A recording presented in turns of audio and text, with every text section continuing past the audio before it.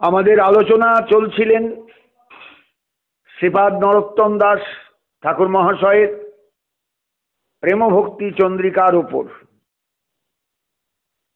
শ্রী প্রেমভক্তি চন্দ্রিকা বৈষ্ণব জগতের এক অসাধারণ পুস্তিকা। গ্রন্থ বলা যাবে না, কারণ গ্রন্থের আকৃতি প্রেমভক্তি চন্দ্রিকার নেই।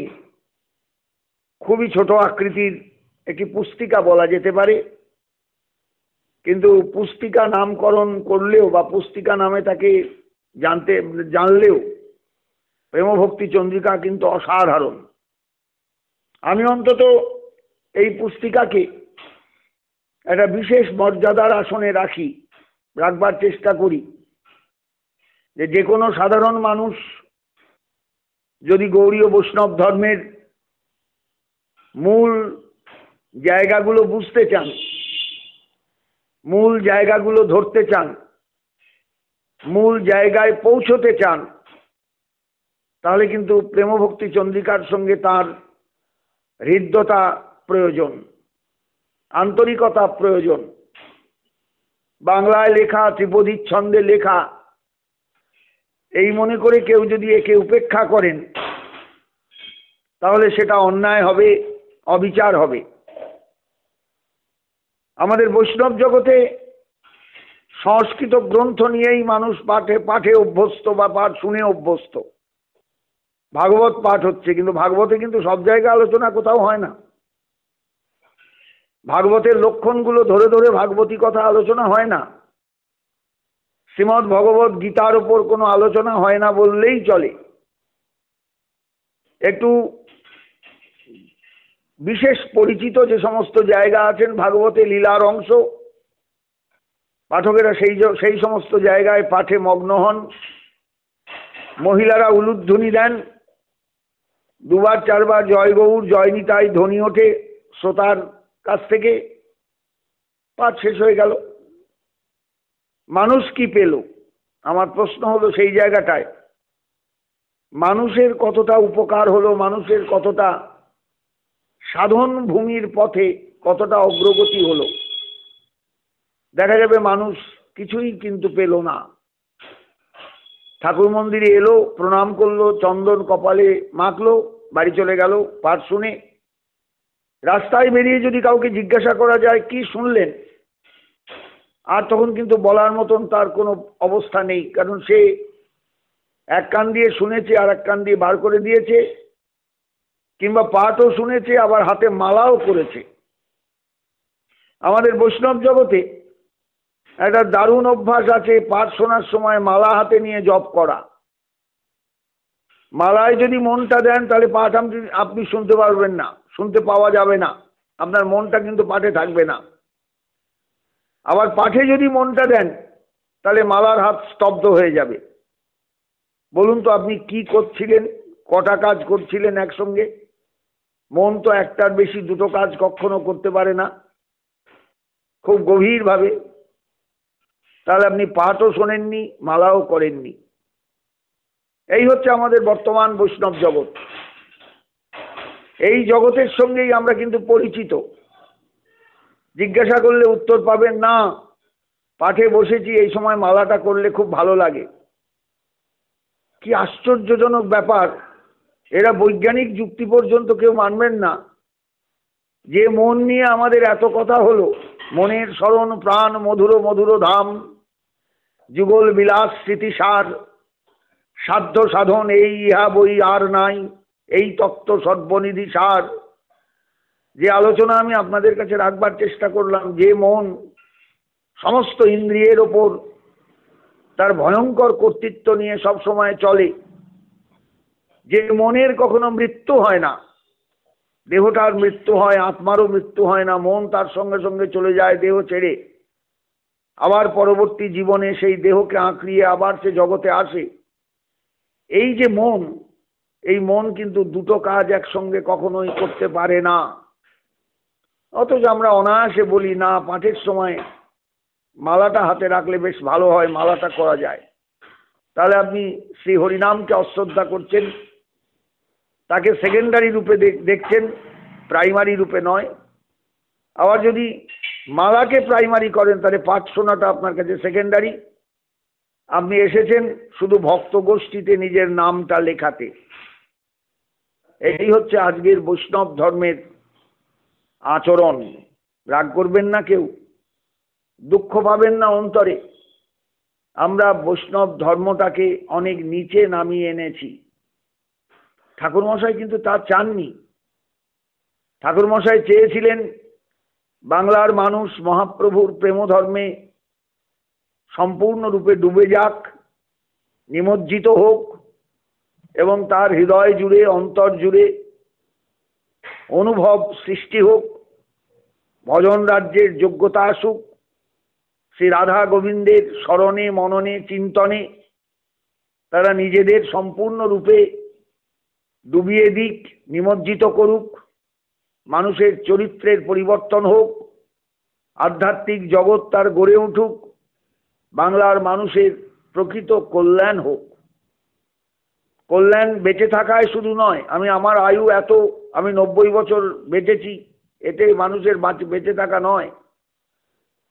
বেঁচে থাকা হলো কল্যাণময় কাজে সম্পূর্ণতা লাভ করা। সারা জীবন আমি আত্মকল্যাণের পথে ছিলাম, আত্মকল্যাণের পথে আমি কাজ করে গিয়েছি। এটা যদি আপনি মনে মনে ঠিক বুঝতে পারেন তবেই আপনি প্রকৃত কল্যাণকামী, কল্যাণ করেছেন।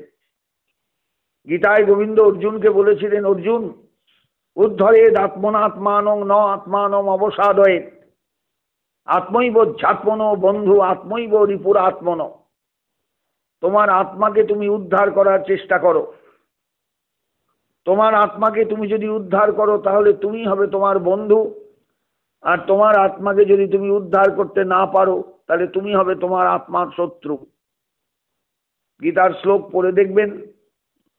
আমরা জায়গাগুলো বুঝি না। গীতা রাখি বটে ঘরে, ঠাকুর ঘরেও একখানা গীতা থাকেন, তার উপর আমরা ফুল তুলসী প্রতিদিন দিই, কিন্তু ভেতরে ঢুকি না, কথাগুলো ভালো করে বুঝবার চেষ্টা করি না যে শ্রীমদ্ ভগবদ্ গীতায় ভগবান মানুষের উন্নতির জন্য, কল্যাণের জন্য কি বলে গিয়েছেন। এই জন্যই আমাদের বৈষ্ণব জগৎ অনেক পেছিয়ে যাচ্ছেন। মহাপ্রভু এসেছিলেন সত্য কথা, প্রভু নিতাই চাঁদ এসেছিলেন সত্য কথা, প্রভু সীতানাথ এসেছিলেন সত্য কথা, কিন্তু সব সত্য হলেও আমরা তাদের গ্রহণ করতে সক্ষম হইনি। আমরা শুধু কতগুলো ঠাটবাদ শিখেছি, বাহ্যিক কতগুলো আচরণের প্রতি আমাদের দৃষ্টি, অন্তরের দিকে আমাদের দৃষ্টি নেই। এই কারণেই ঠাকুর মহাশয়ের এই গ্রন্থের একটু আলোচনায় আমার ব্রতী হওয়ার চেষ্টা, যাতে সাধারণ মানুষ, আমার চারপাশের মানুষ, আমার কাছের মানুষ, আমার অনতি দূরের মানুষ, আমার দূরের মানুষ, যারা এই ভাষাগুলো বুঝবেন, ভাষাটা বুঝবেন, তারা যেন মহাপ্রভুর প্রেম ধর্মের সঙ্গে পরিচিত হন, নিত্যানন্দের অসাধারণ প্রেম ধর্মের সঙ্গে পরিচিত হন। আজকের দুনিয়াটা বড় অদ্ভুত, বদলতি দুনিয়া।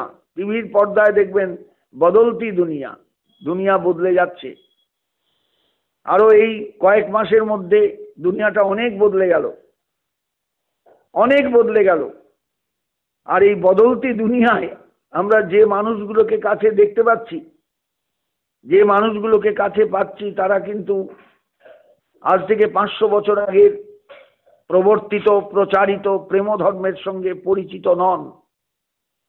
মহাপ্রভু তাদের কাছে শুধু নামটুকু শোনা, তার অবদান সম্পর্কে খুব কম সংখ্যক মানুষের মধ্যে একটা অনুভব আছে, একটা কিছু বোধ আছে। 500 বছর আগে যারা এসেছিলেন, যে বিশাল একটা প্লাবন সৃষ্টি হয়েছিল বাংলার ভূমিতে, বাংলার মাটিতে, আমরা সেই প্লাবনের খবর রাখি না, প্লাবনের খবর রাখি না। গৌড়ীয় বৈষ্ণব ধর্ম অনেককে জীবিকা করে, অনেকের জীবিকা নির্বাহ করে দিচ্ছেন, কিন্তু এই গৌড়ীয় বৈষ্ণব ধর্ম যারা প্রবর্তন করলেন, তাদের প্রতি যে আমাদের কিছু কর্তব্য আছে, সেই কর্তব্য কিন্তু আমরা কেউ পালন করি না। আমরা এই ধর্ম পালনটাকে জীবিকার পথে, জীবিকা হিসাবে নিয়ে নিয়েছি। এটা একটা জীবিকা, এর থেকে আমাদের বেরিয়ে আসা দরকার। ঠাকুর মহাশয়ের এই গ্রন্থের অনুধ্যান, অনুশীলন অবশ্যই আমাদের এই পথে সাহায্য করবে বলেই আমার দৃঢ় বিশ্বাস। গতকালের আলোচনায় যারা ছিলেন তারা নিশ্চয়ই বুঝতে পেরেছেন ঠাকুর মহাশয় সাধনের কথা বলে বৃন্দাবন চন্দ্র এবং রাধারানীর বা বৃন্দাবনের ব্রজদেবীগণ যারা পরকীয়া ভাবে গোবিন্দকে উপাসনা করেন, তাদের যে স্বরূপ, তাদের যে পরিচয়, সেই পরিচয় সম্পর্কে বলে নিয়েছেন। চৈতন্য চরিতামৃতে কৃষ্ণদাস কবিরাজ গোস্বামীপাদ বলেছেন, পরকীয়া ভাবে অতি রসের উল্লাস, ব্রজবিনা ইহার অন্যত্র নাহি বাস। আমি বলেছি আপনাদের কাছে ব্যাখ্যা করে যে জগতে সর্বত্র পরকীয়া ভাব বা পরকীয়া নায়িকার যে পরিচিতি, সেই পরিচিতিটা নিন্দনীয়। একমাত্র বৃন্দাবনে এটা নিন্দনীয় নয়, কারণ বৃন্দাবনে পরকীয়া কেউ নন, সবাই স্বকীয়া। পরকীয়াত্বটা কেন না, শুধুমাত্র নায়িকার থেকে নায়কের দূরত্বকে বোঝাবার জন্য, দূরত্ব সৃষ্টি করার জন্য। প্রেম দূরত্বে অসাধারণ একটা রূপ পরিগ্রহ করে। প্রেমের মৃত্যু হয় স্বকীয়া রূপে কাছে এসে গেলে। এই জন্য স্ত্রী কখনো প্রেমিকা হন না বা প্রেয়সী হন না, প্রেয়সী কখনো স্ত্রী হন না। যে কোনো স্ত্রী তিনি রেগে উঠবেন অন্তরে, আমি প্রেয়সী নই, প্রেমিকা নই। খুব ভালো করে বিচার করলে দেখবেন যে যিনি স্ত্রী তিনি চিরকাল স্ত্রী ভার্যা, ধর্মপত্নী উত্তর ভারতের ভাষায়। কিন্তু প্রেয়সী আলাদা পরিচয় তার। প্রেয়সী প্রেমের আশ্রয়, প্রেমের বিষয়। এই প্রেম তত্ত্বকে বুঝতে গেলে, প্রেম তত্ত্বকে আস্বাদন করতে গেলে প্রেয়সী তত্ত্বটাকে বোঝা দরকার। মহাপ্রভু এসেছিলেন শক্তি তত্ত্বের এক অসাধারণ রূপকে জগতের মানুষের কাছে ধরিয়ে দিতে। এটা মানুষ বুঝতে পারেনি। আমি কালকেই বলেছি আলোচনায় যে আমাদের ভারতবর্ষে অধ্যাত্ম জগতের এত উন্নতি হলেও, শক্তিতত্ত্বের এত উন্নতি হলেও, শক্তিতত্ত্বের পূজার আয়োজন ত্রুটিহীন হলেও শক্তির প্রেয়সী রূপটি কিন্তু মানুষের জানা ছিল না। প্রেয়সী রূপটিও কিন্তু একটু, প্রেয়সী রূপটাও কিন্তু শক্তির একটা বিশেষ রূপ। এর কোনো উপাসনা ভারতবর্ষে ছিল না, কেউ করতেন না। যে কারণে বৃন্দাবনে রাধা গোবিন্দের লীলা 5000 বছর আগে সংগঠিত হলেও উপাস্য তত্ত্ব হিসাবে রাধা গোবিন্দ বৃন্দাবনে যুগল রূপে স্থান পাননি। কোথাও কোনো মন্দির নেই ভারতবর্ষে। আপনি উত্তর থেকে দক্ষিণ, পূর্ব থেকে পশ্চিম ঘুরে আসুন, 500 বছর, 550 বছর, 600 বছর আগে ভারতবর্ষে এমন একটা মন্দির দেখাতে পারবেন না যেখানে রাধা কৃষ্ণ যুগল রূপে প্রকাশিত বা প্রতিভাত। তিনি সেখানে দাঁড়িয়ে আছেন এই যুগল মূর্তি রূপে। আমরা সীতারামের অজস্র মন্দির জানি ভারতবর্ষে আছে। আমরা লক্ষ্মীনারায়ণের অজস্র মন্দির জানি ভারতবর্ষের কোথায় কোথায় আছে। আমরা শিব পার্বতীর অসংখ্য মন্দিরের কথা জানি কোথায় কোথায় আছে।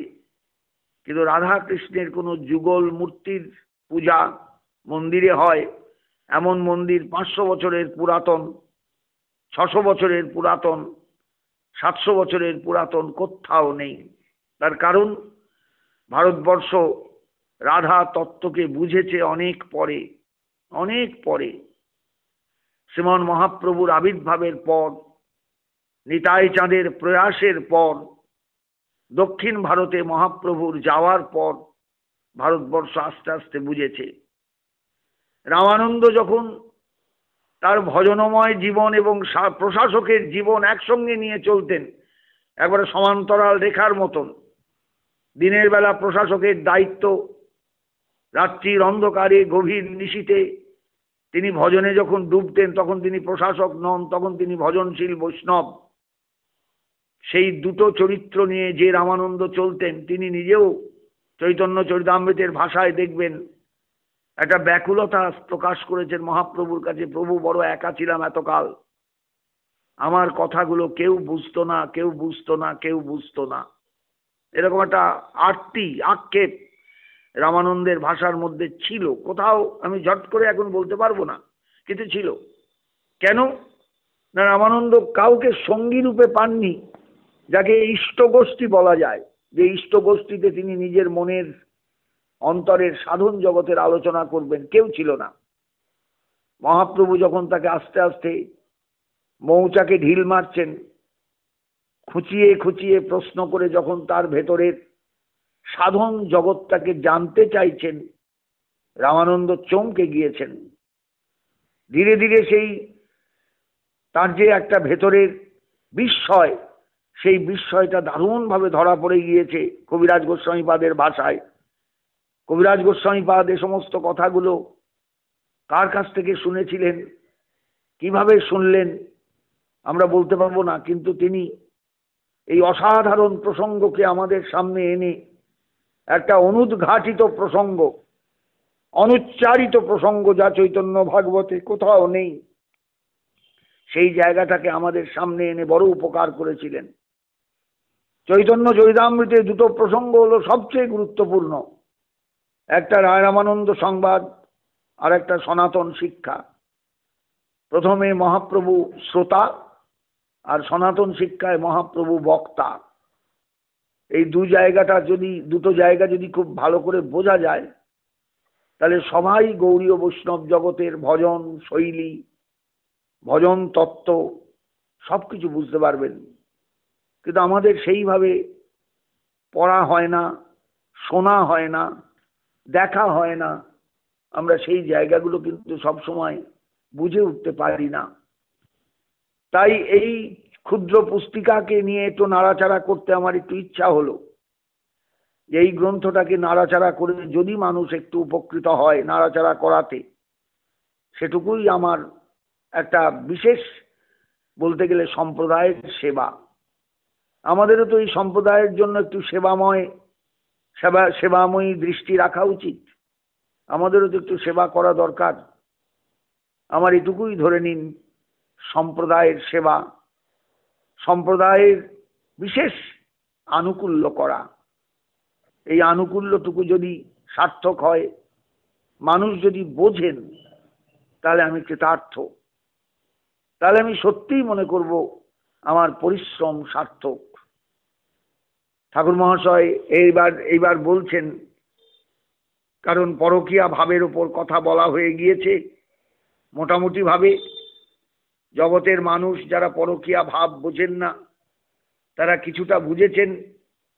সেখানে পরিষ্কার ঠাকুর মহাশয় বলেছেন, নূপুর মুরলীধ্বনি কুলবধূ মরালিনী, শুনিয়া রহিতে নারে ঘরে, হৃদয়ে বারয়ে রতি, যেন মিলে প্রতিশতী, কুলের ধর্ম গেল দূরে। ছোট্ট একটা কথা, কুলের ধর্ম গেল দূরে। কুলের ধর্ম মানে নারীর তো সবচেয়ে বড় পরিচয়। সে কুলের ধর্মকে টেনে নিয়ে চলে, মেনে যায়, এবং এইভাবেই কুলধর্ম রক্ষিত হয়। নারী কুলধর্মের রক্ষাকর্ত্রী। তা সেই কুলের ধর্মকে পর্যন্ত জলাঞ্জলি দিয়ে, অর্থাৎ নিজের সংসারকে সম্পূর্ণ জলাঞ্জলি দিয়ে বৃন্দাবনের ব্রজদেবীগণ পরপুরুষের দিকে ছুটে গিয়েছেন। এই পরপুরুষ শব্দের আর একটা তাৎপর্য আছে, পরম পুরুষ। জগতে একজনাই তো পুরুষ, আর সবাই তো প্রকৃতি। আমরা ব্রহ্মসংগীতার শ্লোকে তো পেয়েছি, শ্রেয়ক কান্তা কান্ত পরম পুরুষক। সেই ধামের সমস্ত লক্ষ্মীগণ হলেন কান্তা, আর কান্ত হলেন পরম পুরুষ, যাকে স্বল্প কথায়, ছোট কথায় পরপুরুষও বলা যায়। পর মানেই শ্রেষ্ঠ। বিষয়টা বুঝবেন ভালো করে, প্রত্যেকে বুঝতে পারবেন। জগতের সম্পূর্ণ যদি অনুভব নিয়ে চলেন, জগতে সবকিছু শক্তির প্রকাশ, আর একমাত্র শক্তিমান তিনি এই শক্তিকে আশ্রয় করে আছেন সর্বদা। জগৎটা চলছে, জগৎটা চলছে। সাংখ্য দর্শন নিরীশ্বরবাদী দর্শন হলেও ভগবান গীতায় সাংখ্য দর্শনকে স্বীকার করেছেন, কেননা সৃষ্টি তত্ত্বকে ব্যাখ্যা করতে গেলে এই প্রকৃতি পুরুষ যে তত্ত্ব সাংখ্য দর্শনের, একে স্বীকার করতেই হবে। প্রকৃতি পুরুষের অধীন, পুরুষ প্রকৃতিকে আশ্রয় করে এই জগৎ সৃষ্টিকার্যে নিয়ত রত। গীতার মধ্যেই তো আপনি কালী তত্ত্ব পেয়ে যাবেন। প্রকৃতে ক্রিয়মানানি গুণৈকর্মাণি সর্বশ অহংকার ও বিমূঢ়াত্মা কর্তাহমিতি মন্যতে। প্রকৃতি সবকিছু করে অর্জুন, গুণময়ী প্রকৃতি সব কিছু করেন। সেখানে আমার অবস্থান, তার পরিচয় দিচ্ছেন বা উত্তর দিচ্ছেন উদাসীনবদ আসীনম অশক্তং তেষু কর্মসু। প্রকৃতির কর্মে আমি লিপ্ত হই না অর্জুন, আমি উদাসীনের মতন থাকি।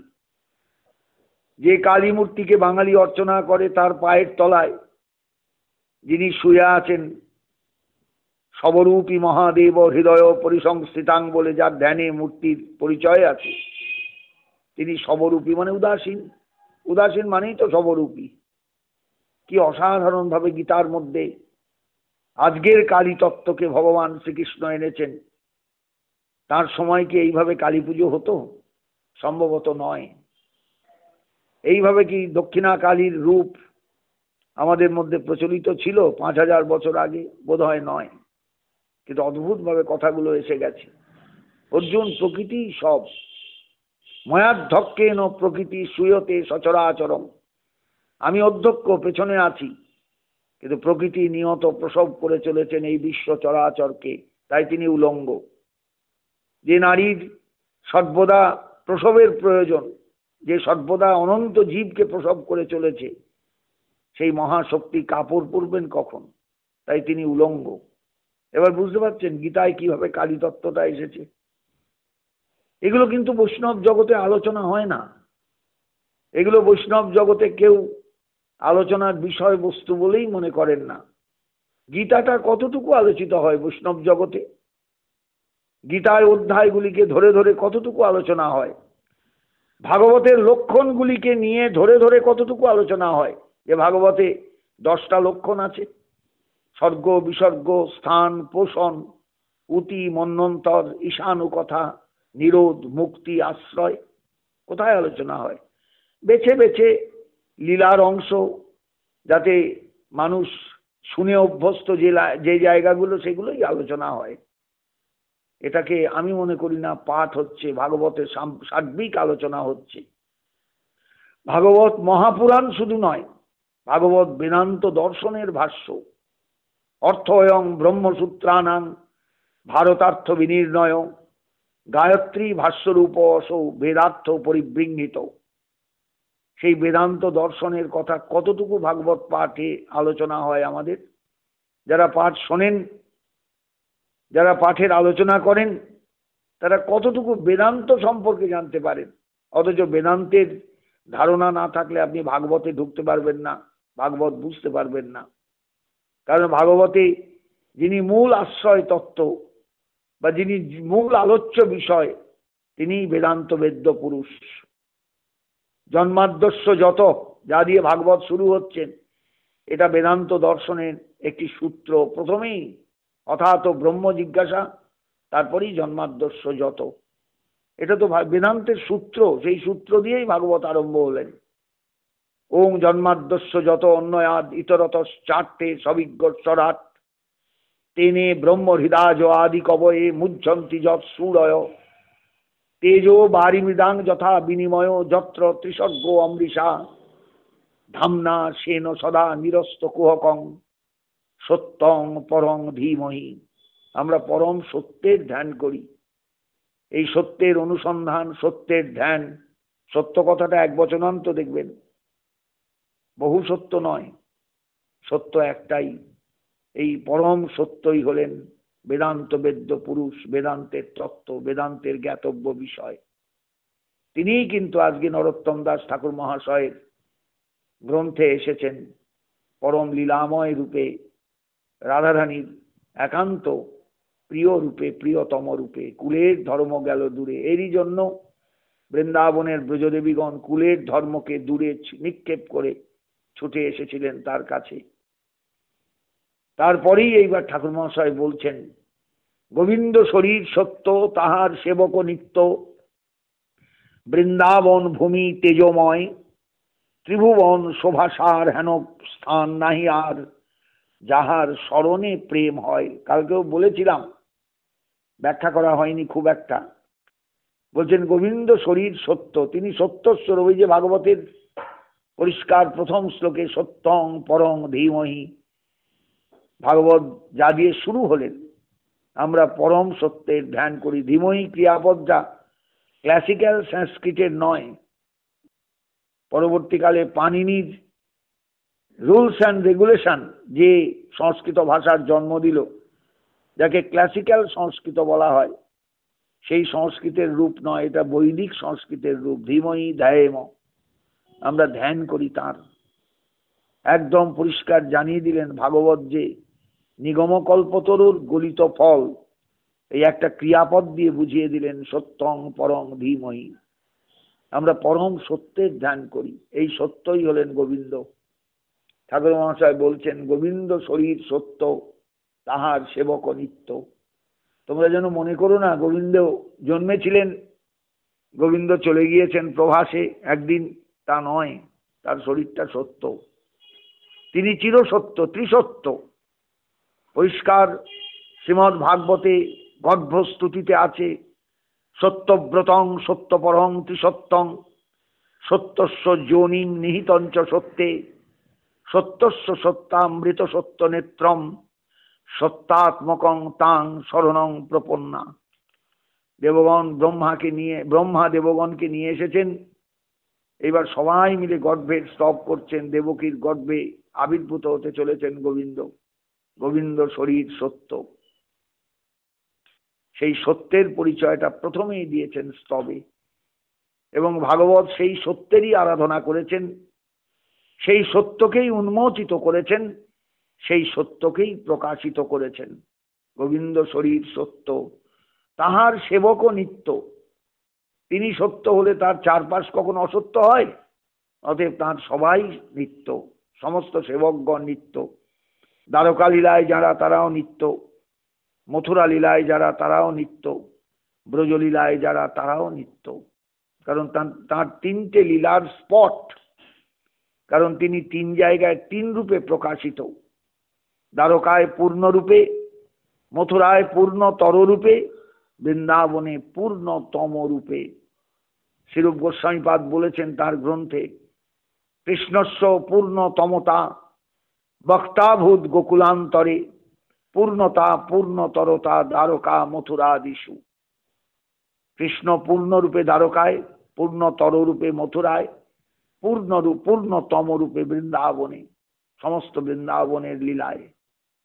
গোবিন্দ শরীর সত্য, তাহার সেবক নিত্য, বৃন্দাবন ভূমি তেজময়। বৃন্দাবন শুধু পূর্ণতম লীলার স্থান নয়, এই ধামটা তেজময় ধাম, জ্ঞানময় ধাম। যে কারণে পরিষ্কার ব্রহ্মসংগীতার একবারে পঞ্চম অধ্যায়ের শেষের দিকে বলছেন, চিদানন্দং জ্যোতি পরমপি তদাস্বাদ্যমপি চ। এই ধাম চিদানন্দ জ্যোতির্ময়, এই ধাম শ্রেষ্ঠ এবং আস্বাদ্য। এই আস্বাদ্য বলেই কিন্তু বৈষ্ণব জগৎ এই ধামের আস্বাদন করেন। ঠাকুর মহাশয় সেই আস্বাদনকে বা সেই আস্বাদন প্রক্রিয়াকে তাঁর এই পুস্তিকার মাধ্যমে বাঙালি জাতির কাছে বিলিয়েছিলেন আজ থেকে কয়েক শতাব্দী পূর্বে। ভাবুন একবার প্রত্যেকে, বৃন্দাবন ভূমি তেজময়, ত্রিভুবন শোভাসার হেন স্থান নাহি আর। ত্রিভুবনে কোথাও, জগতে কোথাও এমন শোভাময় ধাম কিন্তু আর নেই, স্থান কিন্তু আর নেই। কেমন ধাম? যাহার স্মরণে প্রেম হয়। তোমায় বৃন্দাবনে গিয়ে পড়ে থাকতে হবে না, ঘর বাড়ি কিনতে হবে না, জায়গা জমি কিনতে হবে না, সেখানে গিয়ে বসবাস করে সেখানকার সঙ্গে বা সেই আবহাওয়ার সঙ্গে তোমাকে একদম অভ্যস্ত হতে হবে না, কিচ্ছু করতে হবে না। তুমি বৃন্দাবনের জায়গায় থাকুন। এটা ভূগোলের স্থান নয়, এটা হচ্ছে অনুভবের স্থান, এটা হলো স্মরণের স্থান। যাহার স্মরণে প্রেম হয়। তুমি যদি ঠিক ঠিক বৃন্দাবনের স্মরণে প্রবৃত্ত হও, স্মরণ সিদ্ধ হও, তাহলে দেখবে আর কিচ্ছু দরকার নেই। তুমি যে কোনো স্থানেই থাকো, তুমি পৃথিবীর যে কোনো ভূখণ্ডে থাকো, যে কোনো জায়গায় থাকো, তুমি যদি বৃন্দাবনের স্মরণ করে যেতে পারো, স্মরণে যদি এই ধাম আসেন তোমার হৃদয়ে, তোমার চিত্তবৃত্তিতে, তোমার মনে জাগ্রত হন, তাহলেই প্রেমের উদয় হবে, ভালোবাসার উদয় হবে। আর সেই ভালোবাসা জগতের তথাকথিত ভালোবাসা নয়। যে ভালোবাসা স্বার্থ কীর্ণ, যে ভালোবাসা স্বার্থান্ধ করে আমাদের, সেই ভালোবাসার ধাম বৃন্দাবন নয়। বৃন্দাবন প্রকৃত ভালোবাসার স্থান, প্রকৃত ভালোবাসার ধাম, প্রকৃত ভালোবাসার ভূমি। আমি আবার বলি, সেই রামপ্রসাদকে স্মরণ করে, রামপ্রসাদও মনে মনে মায়ের কাছে প্রার্থনা করেছিলেন, মাগো, পৃথিবীর কেউ ভালো তো বাসে না, এই পৃথিবী ভালোবাসিতে জানে না। যেটা আছে শুধু ভালোবাসাবাসী, সেটা যেতে প্রাণ চায় মা। এই ভালোবাসার ধামই হলেন বৃন্দাবন, যাহার স্মরণে প্রেম হয়। আমরা সেই প্রেমের স্বাদ যতদিন পর্যন্ত না পাবো মহাপ্রভুর করুণায়, নিতাই চাঁদের করুণায়, ততদিন আমাদের বিশ্বাস জন্মাবে না যে সত্যিই বৃন্দাবন ধাম ভালোবাসার ধাম। তার স্মরণে প্রেমের উদয় হয় অন্তরে, চিত্ত জেগে ওঠে, অন্তর সতেজ হয়, হৃদয়ের সমস্ত গ্রন্থিগুলো খুলে যায়।